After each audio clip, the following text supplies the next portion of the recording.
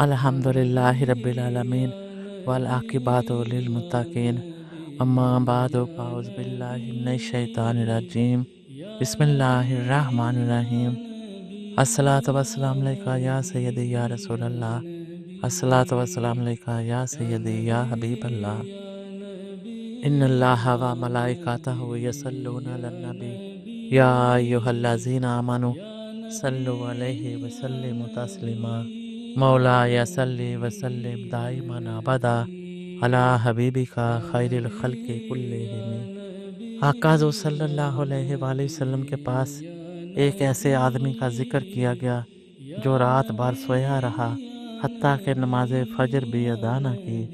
آپ صلی اللہ علیہ وآلہ وسلم نے فرمایا کہ اس کے کان میں شیطان نے پیشاب کر دیا ہے۔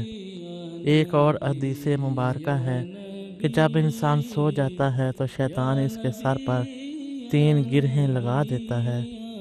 جب وہ بیٹھ کر اللہ کا ذکر کرتا ہے تو ایک گرہ کھل جاتی ہے، جب وہ وضو کرتا ہے تو دوسری گرہ بھی کھل جاتی ہے، اور اگر وہ 2 رکعت نفل پڑھ لے تو تیسری گرہ بھی کھل جاتی ہے، اور صبح کے وقت چست ہوتا ہے ورنہ سست رہتا ہے۔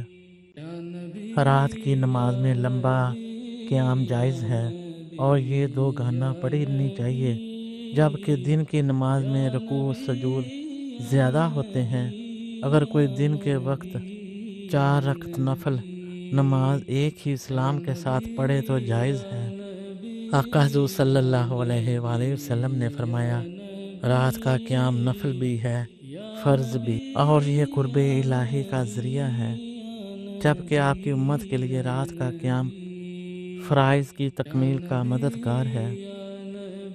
آقا حضور صلی اللہ علیہ وآلہ وسلم کا فرمان ہے کہ جو شخص رات کو 2 رکعت پڑھے وہ دنیا و مافیہ سے افضل ہے۔ اگر مجھے اپنی امت کو مشقت میں ڈالنے کا خطرہ نہ ہوتا تو ان پر میں فرض کر دیتا۔ آقا حضور صلی اللہ علیہ وآلہ وسلم کا فرمان مبارک ہے کہ جب رات کا ثلث باقی رہ جاتا ہے تو اللہ تعالیٰ آسمان دنیا پر نازل ہو کر اعلان کرتے ہیں کوئی ہے جو مجھ سے دعا مانگے اور میں اس کی دعا سنوں، ہے کوئی جو مجھ سے رزق مانگے میں اسے عطا کروں، مجھ سے تکلیف دور کرنے کی درخواست کرے میں اس کی تکلیف دور کروں۔ اللہ تبارک و تعالیٰ صبح صادق تک اسی طرح اعلان کرتے رہتے ہیں۔ اسی لیے اولیاء اللہ رات کے آخری حصے میں نماز پڑھنا پسند فرماتے تھے۔ آقا حضور صلی اللہ علیہ وآلہ وسلم سے دعا کی قبولیت کا وقت پوچھا گیا تو آپ صلی اللہ علیہ وآلہ وسلم نے فرمایا رات کے آخری حصے اور فرض نمازوں کے بعد دعائیں قبول ہوتی ہیں۔ آقا حضور صلی اللہ علیہ وآلہ وسلم نے فرمایا رات کی 1 رکعت دن کی 10 رکعتوں سے افضل ہے۔ آقا حضور صلی اللہ علیہ وآلہ وسلم نے جبریل علیہ السلام سے پوچھا کہ رات کے کس حصے میں دعا زیادہ قبول ہوتی ہے؟ آپ صلی اللہ علیہ وآلہ وسلم نے فرمایا سحری کے وقت اللہ تبارک و تعالیٰ کا عرش لرز جاتا ہے۔ آقا حضور صلی اللہ علیہ وآلہ وسلم کا فرمان ہے کہ تہجد لازمی پڑھا کرو، یہ تم سے پہلے لوگوں کا طریقہ رہا ہے۔ رات کا قیام قرب الہی، گناہوں کی معافی اور تندرستی کا ذریعہ ہے۔ حضور نبی اکرم صلی اللہ علیہ وآلہ وسلم نے ارشاد فرمایا کہ رات میں ایک گھڑی، ایک لمحہ ایسا آتا ہے کہ اگر وہ کسی بندے کو نصیب ہو جائے اور وہ اس وقت اللہ سے دعا مانگے تو اللہ تبارک و تعالیٰ اس کی دعا ضرور قبول فرماتے ہیں۔ البتہ یہ لمحہ پوری رات میں کسی وقت بھی ہو سکتا ہے، جس طرح جمعہ کے دن کی مقبول گھڑی اور رمضان المبارک کے آخری عشرے کی طاق راتوں میں قدر والی رات پوشیدہ ہے، اسی طرح یہ گھڑی بھی پوشیدہ ہے۔